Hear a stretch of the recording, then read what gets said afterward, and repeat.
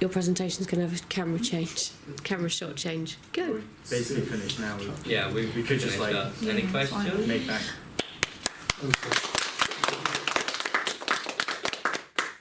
Yeah. Any questions? Oh. When you say near the start, the girl sort of senses the presence of a monster, what sort of stuff's going to be happening on screen? Well, we're mainly going to be using sound. That's going to be the main thing. We're going to hear like footsteps. We're going to see a few shadows in the background. Visually, It's it will going mainly to be shadows. It's going to be the classic thing where at first it's something that could be just anything. So she's not that worried. Then it's going to start building up, and she realises that this could be a threat. I'm going to get a fan or like a hairdryer just to like subtly just have her hair like blowing in the wind, just to sense as if something's just walked past her. More in depth about the going into the same room. Where are you planning on positioning the camera for it? Well, we're going to basically use cuts to make her go into the room, shut the door, then have the camera placed on her as she, thinks she's safe, and she has this sigh of relief or whatever. Then we're going to have the slow pan turn around and reveal that she is in the exact same room. Like it's going to be. It'll almost be basically the camera follows her out the room, goes, cuts as she goes through, because we've got like where it's set up. Another door goes through another door, cuts, and then door closes. It'll be facing the door, comes through, closes, and then we'll have it cut so it's inside the other room. You get one minute to plan through, cut, so it's in the next room as it sees her coming in. So it's 180 degree. Hmm? You need to make sure that it looks on screen as if she's gone through a room. Yeah. And then she's coming Yeah. so you need to Yeah. figure out the camera angle to make There's it a not. like learning process anyway. Yeah. When we're actually filming it, we can. We'll have to do test shots and stuff. Yeah, That's yeah, especially yeah. important with the location recce. You could just do test shots on like a door like that. Yeah, exactly. How many times is she going to go in, out the door and in another room? But the same room. Once. She's doing it once. Not the once, yeah. How does she Okay. know she's trapped? Well, Well, she's because just she gone into went a out room. and then one into the other room. Yeah. What? Does she have a window in the room? Yeah, well, when she finds out she's locked in the room, she obviously tries the window. She tries any means of escape. But it'll be without. And the reason she can get out of the door, the last thing is, the plan is we have a key next to the note where it says her parents' home, where she like tries to get out and then sees the door is locked, panics for a while the monster roams around her room, then remembers the key's there, thinks she can get out, spends loads of time fumbling with the key, classic horror tropes, and then gets out, thinks she's safe, and then there we go, just back to the... Stupid question. The door does have a lock on it, right? Yes. Yeah. Yes. We check. We could have a lot of thought put into that one. I'm slightly confused about this monster that you've got. So you said with your lighting, you're going to have quite low, sort of like you say, classic horror tropes, things Yeah. like that. So quite low, dark lighting.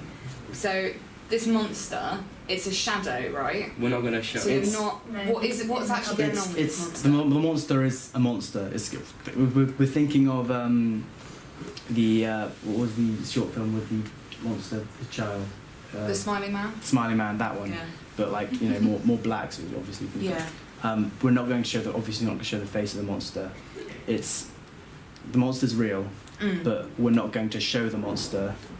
We're just going to scare the viewers with the presence of something in the room that Yeah. obviously isn't human, isn't anything that she's familiar with. I think it was more the fact that I got confused because obviously you were saying it's a shadow and then having reduced lighting. Yeah. I was thinking, how are they going to get shadows? But then if you've actually got the It'll be like monster as a shadows physical, outside the room. It'll be a physical thing, but the shadow Yeah. of it. yeah. No, I get you now. I was just confused between because of your lighting and then obviously how you're going to portray it. That's all. Do you want me or Erica? Who wants to go first? Shall I go first? And so, have you considered like what time of day you're wanting film? Because you said the Night. parents have gone out, right? It was night time. And so, is there windows? If there's windows, are you going to pull the curtains? Because obviously, Yeah, the, we dark the blinds outside. definitely work And then, well. And, they'll make again, sure that- shadows will be quite difficult if it is dark. And you said you wanted to do like cold colours, like you wanted to look cold, and then you showed a photo of like a pink room. And like the contrast there, you're just going to have it really like innocent, eerie in that sense, or you're going to change it so it looks like Well, the picture was just a picture. Yeah, the picture was just an example But of. Yeah, but like, we are gonna. are you going for like pink and We're bright, not. or are you going It's not going to be as, exaggerated as that. extreme? It's just a normal girl's bedroom. There are like a few colours around, but it's not all pink, all vibrant. It's just a normal bedroom. Alright, okay. We're going to be using normal lights as you would when you're at home Yeah, when you're- in the bedroom.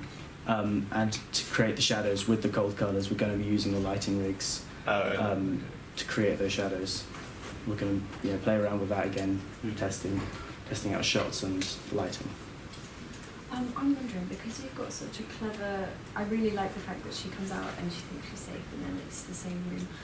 I'm wondering if you can exploit that more and have her do that more than once, because initially when someone does something and they especially in a film, especially in a short film, because you've got not a lot of time to explain anything really, if she does it more than once, it's like the first time would be like, oh, you're just going to double check it and do it again and make sure that that's actually happening, and I feel like the audience would benefit from seeing it more than once, and I think that really hammers home the uncomfortableness of it, because it feels quite claustrophobic. I feel like you could play on that.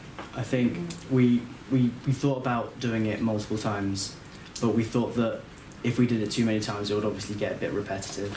And the plan is that, as well as her realising it's the same room, that's the kind of first fear. Obviously, if it was just her going into the same room, you'd obviously think, oh, just try the door back. But it's also the fear that the monster is back in there as well.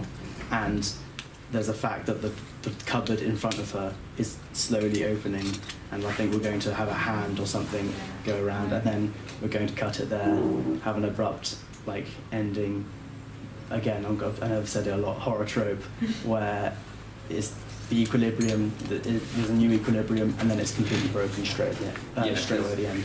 If it's going through multiple times, again it'll get boring and it'll get repetitive.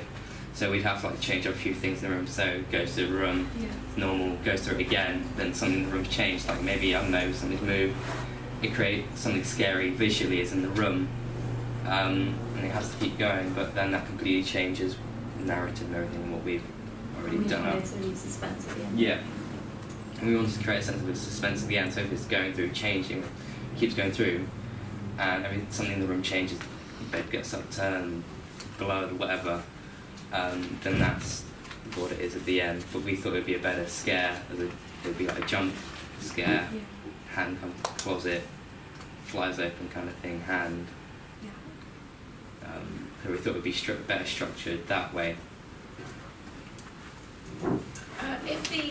Obviously, if she's going through the room once over, have you thought about a plan, or if it goes wrong, have you thought of anything that you could replace it with if you don't like it and you find it too difficult, or have you thought of a backup plan for just the whole narrative? Well, for the backup plan for the location, there is a backup plan of other people's houses, Yeah, or we other have friends' other houses. rooms, we can have other environments. There are also as well. other girls' rooms in the house, because Daisy, who using the house, has sisters. So if it doesn't work with the door or with the camera, obviously we're going to try with the test doors here. Otherwise, we're going to try and it might look a bit wrong, but we're going to basically try our best. We're going to just get her to escape the room and then have someone that wants to be in the room next, even if it's not the same room. I mean, we can just have simple continuity, even of her, on one side going through opening the door, other side coming through that door. Exactly. It doesn't have to be That's complicated. Going through, following her through the door, as I explained. We can have a completely simple. Other editing techniques, and so many we can look into. It's quite easy to do, actually. Yeah. I don't think you'll struggle doing it. I think it's actually quite easy to do. Any other questions? So can we get some feedback then, please, Ben? Oh yeah.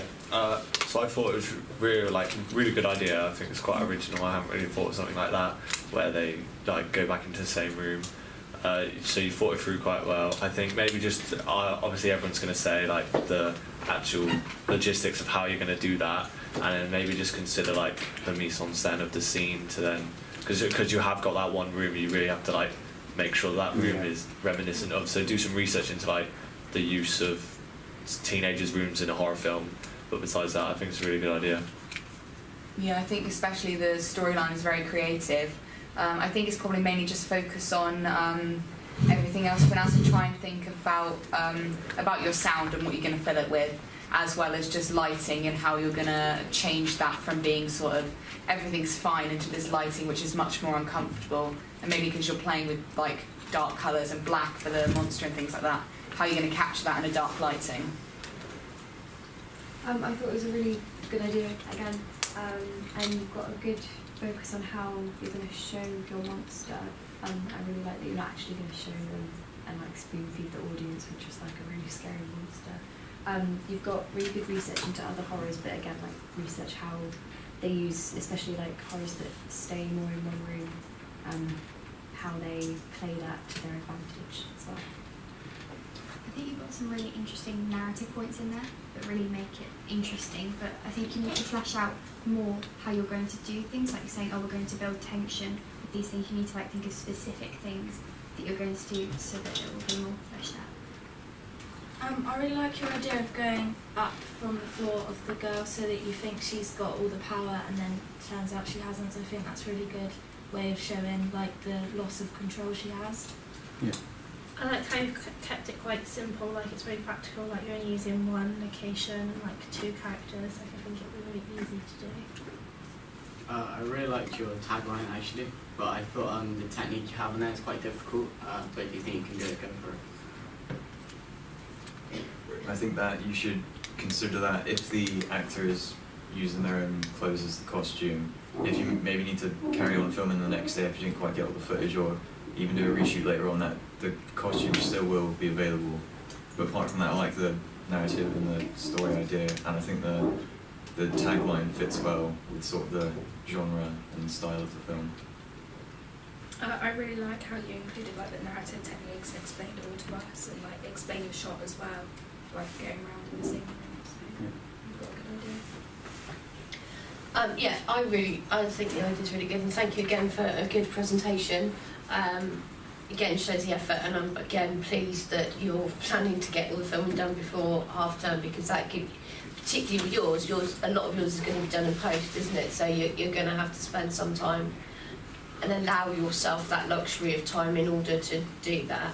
I think test shots is a really, really good idea, and in fact I think you could do with doing some test shots as well prior to actually going out and filming. I think it's a simple idea, it's a good idea. My only concern is 5 minutes in one room is a long time, and like couple of people said, actually, I think you're going to have to think really very carefully about how you fill those 5 minutes. And one of the things with a horror film is being brave enough to move slowly with the camera and the movement of your actors. Do you know what I mean? To build that tension.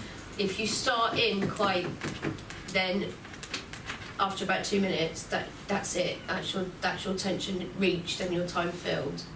So you're going to have to be very, very brave about moving quite slowly with the build-up in the first couple of minutes, say.